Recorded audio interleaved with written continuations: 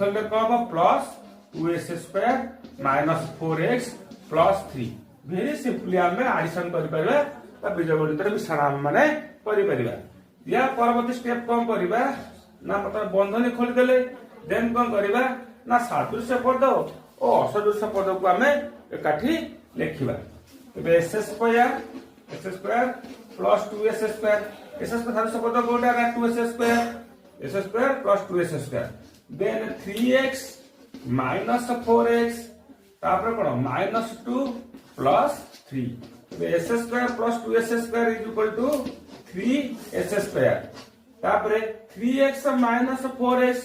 तो 3x और minus 4x दिबनी तो कहबो ना माइनस 4x तो 3s स्क्वायर